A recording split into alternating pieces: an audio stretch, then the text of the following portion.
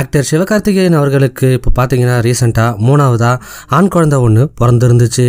இந்த நிலையில் பார்த்தீங்கன்னா அந்த ஆண் குழந்தைக்கு இப்போது பேர் வைக்கிற ஃபங்க்ஷன் நடத்தி முடிச்சிருக்காங்க.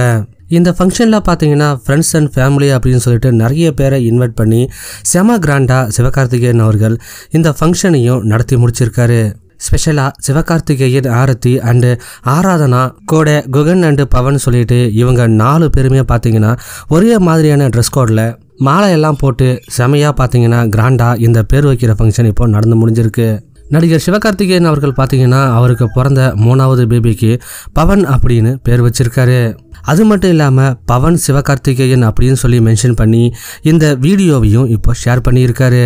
தமிழ் சினிமாவில் என்னதான் சிவகார்த்திகேயன் அவர்கள் ஒரு டாப் ஹீரோவாக இருந்தாலும் இப்போ வரைக்குமே பார்த்தீங்கன்னா அவருடைய ஃபேமிலி கூட ஒரு நல்ல கனெக்டில் தான் இருந்துகிட்ருக்காரு.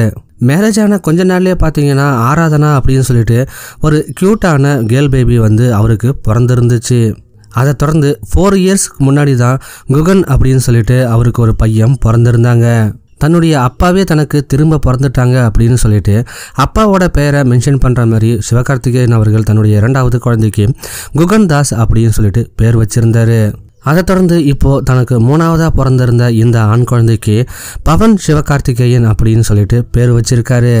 அது மட்டும் இல்லாமல் அது சம்மந்தப்பட்ட இந்த வீடியோவையும் சோசியல் மீடியாவில் அவர் ஷேர் பண்ணியிருக்காரு. இதை பார்த்த பலருமே பார்த்தீங்கன்னா சிவகார்த்திகேயன் அவர்களுக்கும் அவங்களுடைய ஃபேமிலிக்கும் அவங்களுடைய வாழ்த்துக்களை தெரிவிச்சிட்டு வராங்க.